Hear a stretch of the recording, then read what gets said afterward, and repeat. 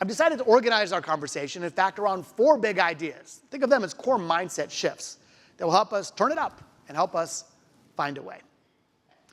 As we explore them, some are counterintuitive, the opposite of what we've done to date. So my invitation is just bring an open mind and an open heart, and consider how you can take these principles and drive them deep and wide to affect meaningful change. Big idea number 1, start before you're ready. Very often, we see an opportunity or a challenge, and instead of getting after it, we wait. Maybe waiting for ideal conditions or a directive or the perfect plan. Problem is there's a real risk in waiting. We might lose that opportunity altogether or give up our head start. The best leaders do something different. They just thrust themselves in motion, even if they can't see the finish line. And they're willing to adjust.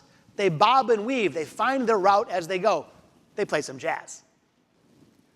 To bring this to life, I want to introduce you to a friend of mine named Jesse Cole. Jesse was 23 years old and flat broke. He had a dream, more like a fantasy, that one day he wanted to own a professional sports team. Who doesn't? But this seemed impossibly out of reach. He had no money, no contacts, no game plan, nothing.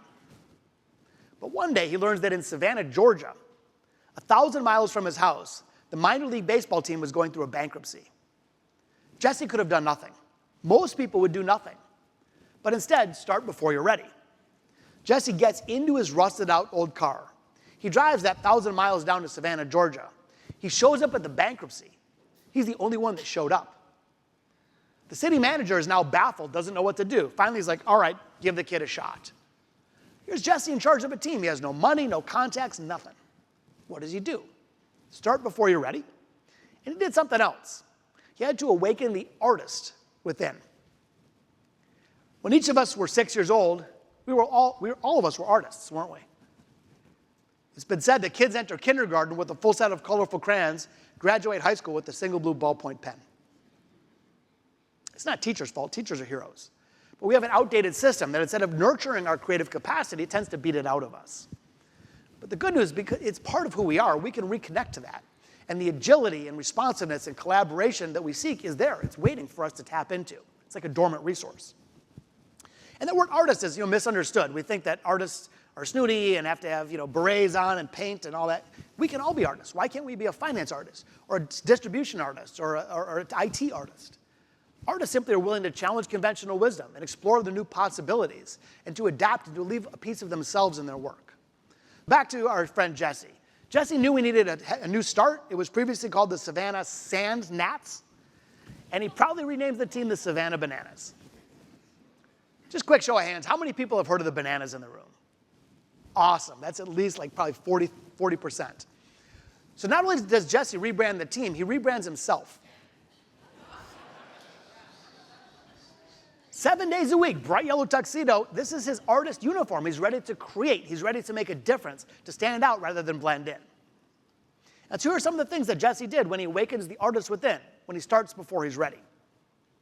He recognized that in between innings was sort of a slow and boring period. So he decides to train the team to do choreographed dance routines and lip sync battles to blaring music. So the fans are getting into it, the team is getting into it, everyone's having fun. And his whole commitment was, how do we put fans first? In our case, how do we put consumers first? So he became deeply connected to standing out and creating these bespoke experiences. A couple other things that he did. At the beginning of every season, the uniforms start out as green because they're not ripe yet.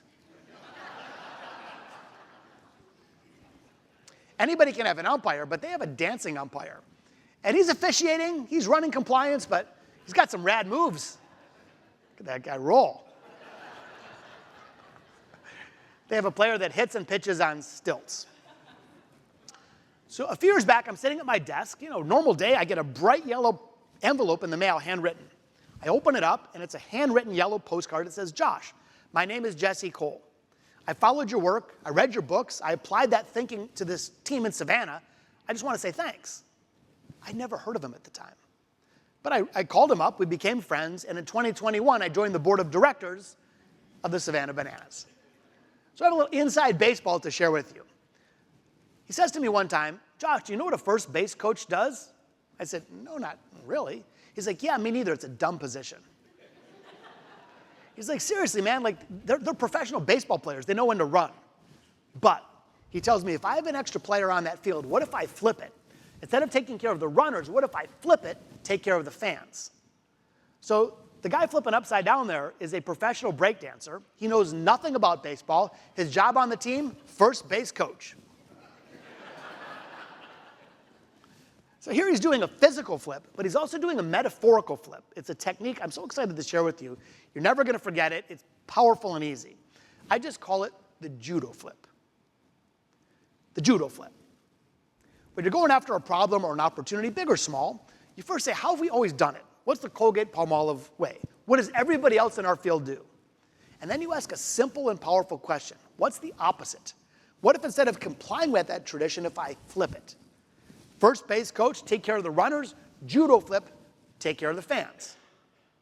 Here's some other judo flips that Jesse did to get some momentum in this team. Often in sports, you have a sort of young women dancing for the fans. What's the judo flip of that? Meet the Savannah Bananas. They're a grandma troupe of dancers. They're awesome, by the way. I've been to games. What's the judo flip of that? The dad bod cheerleading squad. So they're having fun. They're trying different things. Start before you're ready. Awaken the artist within. Most major sporting events start with the national anthem. What do they start with?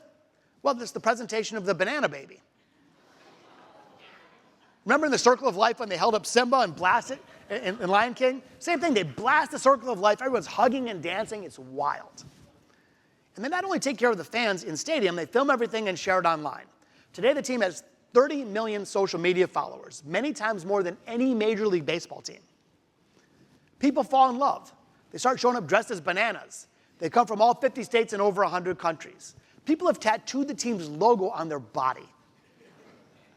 When Jesse got hold of that team, it was 4,100 seats in the stadium. Almost all were vacant. Today, he's got such demand, he started selling out Major League ballparks. Here he is selling out Fenway Park. And in fact, it's gotten so popular, he's now moved to college football stadiums. He recently sold 81,000 seats at Clemson Stadium. By every objective measure, this became the most successful team in baseball. The most revenue, the most profit, the most wins, the most gross margin, best social media engagement, best fan engagement, best team performance, best morale, best recruiting, best engagement, every objective measure. From Jesse, who starts with nothing. And now it's getting this cult-like following. They've been on 60 Minutes. This is a real number. There's a 2 million fan waitlist for tickets. By the way, just rounding it out, this is Jesse and his wife, Emily, lovely people, holding one of their 3 foster kids. They believe deeply in the foster care system. Now that they've had some success, they started a foundation to raise money and awareness for foster care. What did they name it? Well, you guessed, Bananas Foster.